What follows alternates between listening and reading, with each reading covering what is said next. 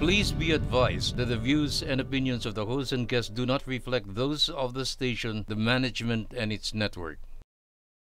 Sa barangay tayo, ikaw at ako. Nagbibigay ng aral sa mga kagawad at kapitan. Sa barangay tayo. Isang magandang araw po sa inyo mga kabarangay. Ako po ang inyong lingkod, SK Mai Salazar. At welcome po sa isa na namang araw ng makabuluhang talakayan. Kasama pa rin ang ating newest co-host, Kagawad Marie Formentera Ferrer. Magandang araw sa inyo mga kabarangay. Ito po ang inyong lingkod, Kagawad Marie Formentera Ferrer, upang magbigay sa inyo ng serbisyong higit pa sa inaasahan ninyo. Kasama ang ating pambansang kagawad, Butch Serrano. Maraming salamat. Isang karangalan ang makasama ang 42,047 barangays sa Pilipinas upang tayo ay mag-aral, magbalitaktakan, at syempre magkaalaman kung ano ang pinakamainam na serbisyong barangay. Lahat yan dito lang Sa barangay tayo. Mga kabarangay, kung inyo pong maaalala, noong July 2023 o last year, ay humiling po ang COMELEC sa Supreme Court na i-reset na lamang ang barangay at SK elections sa 2026 sa kadahilan ng hindi sila makakabuo ng 3 taong termino sapagkat sa susunod na taon na po muli ang BSKE 2025. Ang kanilang manifestation ay bumubuo ng 2 mahalaga at legal na rason. Una po, ang mandato ng mga elected barangay officials ay umupo ng 3 taon. Pangalawa, masyadong dikit ang national elections sa Oktubre at barangay elections sa Disyembre 2025. Sa kabila nito ay sinabi rin ng COMELEC na kung hindi mapospo ng BSKE sa 2025, handa raw sila sa darating na 2 eleksyon. Yun nga lang, ang national ay computerized counting at ang barangay elections ay manual counting pa rin. So mga kagawad, umpisahan po muna natin sa paghingi ng COMELEC na maipuspo ng BSKE from 2025 to 2026. Ano nga po ba ang legal basis nito at maaari po ba itong mapospone? Maraming salamat, SK Mai. Bago ang lahat, nais muna nating batiin ang nagpadala ng ating floating iced tea dito sa studio. Hindi Yes, nakikita, hindi nyo floating lang po siya. nakikita. Pero masarap. Yes po, maraming salamat po. Maraming salamat po, Mayor. Mayor, ayaw niyang pasabi. Baka daw nangangampanya siya, kaya mayor na lang daw. Mayor, thank you ano yung tanong mo? Hindi, joke lang. Ayun po, yun sa COMELEC nga po mga kagawad, umpisahan po muna natin yung BSKE po, hiningi po nila na instead na sa susunod na taon, 2025, ay sana sa 2026 na lamang daw po. Kung mapopostpone po ba ito po ba ay may legal basis? Well, postponed na naman talaga siya, no? Hiningi nga ng Supreme Court 3 times last year, 2023, no, bago magkaroon tayo ng BSKE na baka naman pwedeng i-overturn yung decision ng Supreme Court na 2025 ang election ng barangay and SK sapagkat nga naman 2 taon nga lang naman sila. Hindi kasi ng mga nakaupo. Hindi na compute ng Kongreso na pag umupo sila ngayong taon, hanggang 2 taon lang sila na nakakasabay pa ng election year ngayon.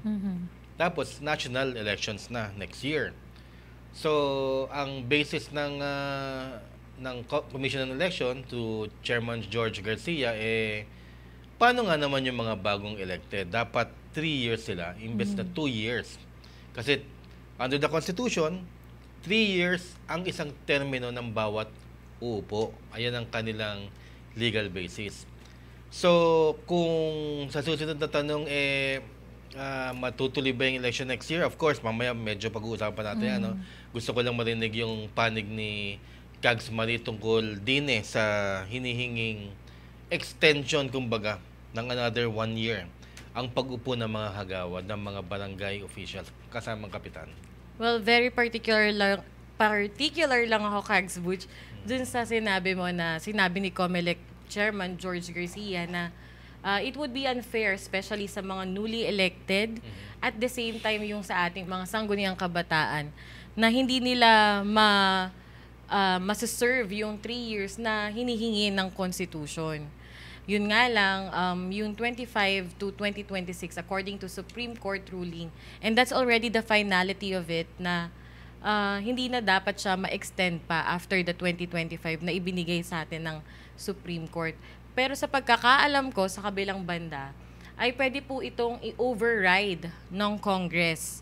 Siguro pag-uusapan yan right after the election ng national midterm election this coming 2025 ng ating mga congressman. Kaya nga mga kabarangay, yung previous namin na episode, nabanggit na natin to, Kags Butch, actually napahapyawan na to kung bakit mahalaga rin talaga na ang mga barangay officials medyo kaalyado dapat ni mayor, ni congressman because of the progression ng pwedeng mag-develop nitong 2025.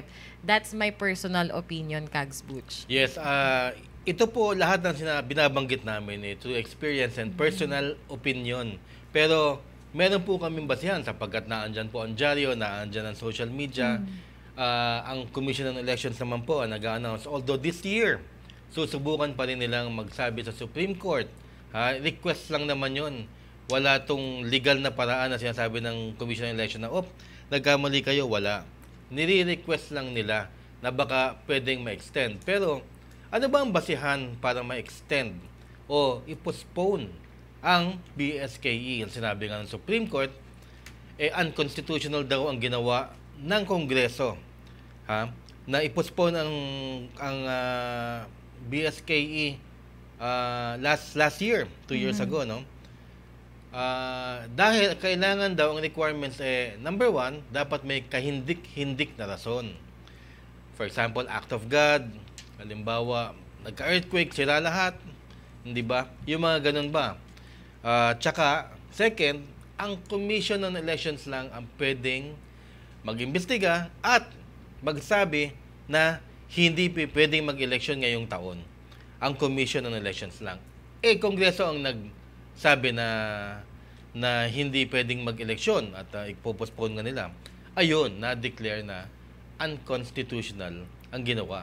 So, paano ngayon yan? Kung hinihingi ni COMELEC Chairman George Garcia na baka naman pwedeng i-extend ng Supreme Court o kinakailangan wag ngayon sapagkat magiging 2 years nga lang naman yung ating mga barangay officials.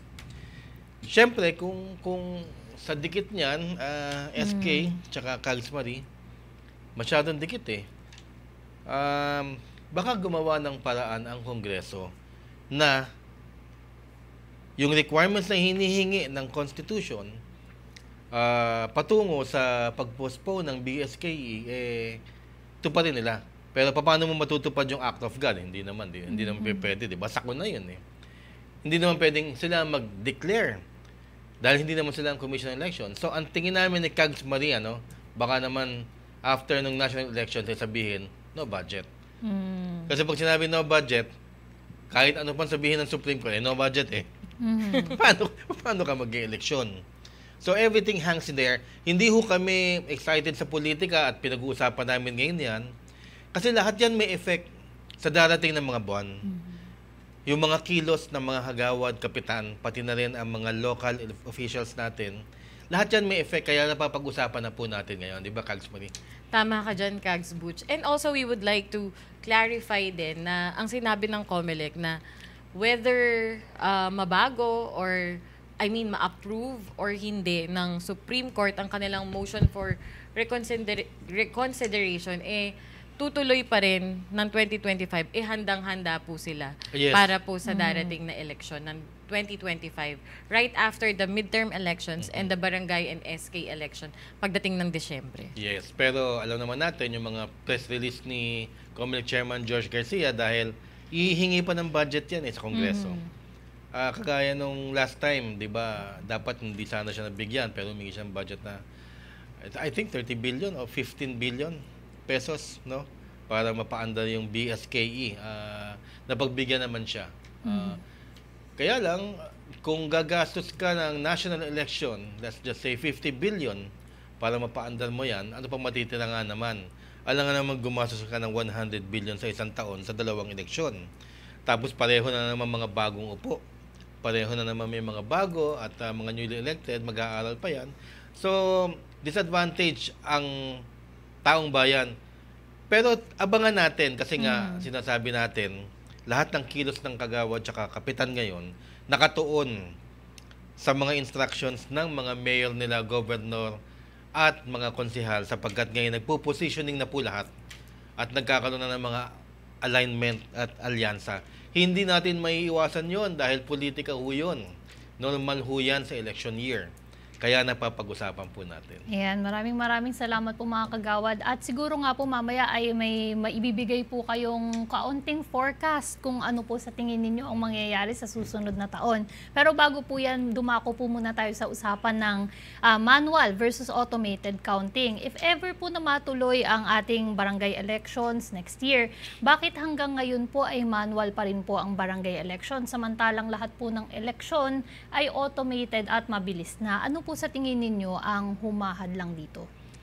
Bakit manual pa rin? Ewan ko. Hindi ko. Simply because of wala ka kasing budget. Kumbaga, hindi kaya ng budget na ma-allocatean, lalo na dalawang election magkasunod, SK May. I doubt na mabibigyan yan at masusuffice yung budget pagdating dyan. Kaya naman po mga kabarangay, ang atin pong election as per COMELEC Chairman George Garcia, ay ang midterm elections would be automated, samantalang po ang barangay naman po ay manual pa din. Yun nga po yung sinasabing, kaya lagi kaming tumutuon sa konsiderasyon na budget. Kasi budget lahat yan eh. Kaya lang, ang sa akin lang naman, matagal ng manual ang barangay. Baka naman pwedeng yung nagamit nung last election, magamit din sa barangay election kung ganun kadikit. Pero again, it's a matter of budget nga. Hindi natin, medyo malawak yung usapan na yan at saka medyo technical dahil talagang malaking pera ang gugugulin mo per barangay. 42,047 barangays ang gugugulin mo na bibigyan mo ng automated machine. So, wait and see. Tingnan natin, inaabangan natin bawat kilos ng COMELEC. Ayan po, maraming salamat po, Kags. Pero on the other hand naman po, meron din naman po tayong ilang mga kabarangay na nagsasabi din naman po na mabilis pa rin naman daw po ang manual counting. Kaya wala naman po siguro silang nakikitang problema pagdating dito. Meron po ba kayong maikokomento tungkol dyan? Mabilis nga, no? Actually, last barangay and SK election, napakabilis po ng manual counting. Well, mamaya siguro yung fearless na ating mga comments dyan, Kags Butch. Mabilis nga. Totoo yung obserbasyon ng ating tagapanood. Mabilis nga. So, I don't know kung kailangan pa nga naman gumastos talaga kung mabilis din naman yung counting. Kasi may ibang barangay, bakit may automated? 300 voters lang ang naandun. So, kaya lang ngayon, automated, gagastosan mo. Tama ka dyan, Kags. May practicality nga naman din, ano. Ayan, maraming salamat po mga kagawad. Ito naman po, dumako naman po tayo sa usaping unconstitutionality na desisyon ng Supreme Court last year. Laban po yan mismo sa desisyon ng Presidente at Kongreso. Ay magiging President, anuman ang maging desisyon para i-postpone ang BSKE election sa 2025. Ano po ang ibig sabihin nito? Yun nga yung sinasabi ko kanina, yung requirements para ma-postpone ang eleksyon. Unang-una, COMELEC lang ang pwedeng mag-postpone. Yun ang sinabi ng Supreme Court. Under our Constitution, COMELEC lang. Kinakailangan may act of God. Ibig sabihin may sakuna na matindi. At kahindik-hindik na rason kung bakit hindi matutuloy. Other than that, hindi pwede. So ngayon, ano kaya ang pwede maging president? Meaning, ano kaya ang bagong rason na hindi kasi pwedeng lumihis kung ako congressman at gusto kong i-postpone? O senador ako, o akong presidente ng Pilipinas, maghahanap ako ng rason, pero yang tatlo lamang ang rason under the Constitution. So, yun nga ano magiging president? Budget. Kakulangan na naman ng budget. Wala talagang magagawa. Pagka sinabi na walang budget, sige, gusto mo mag-eleksyon kayo, di bahala kayo, wala kayong budget.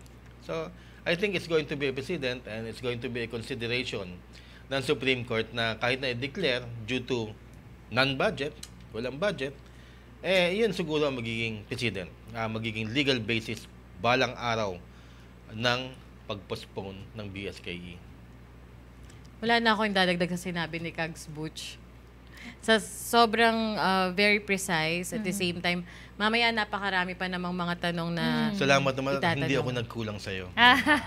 Siyempre naman, Kags. Ikaw pa ba?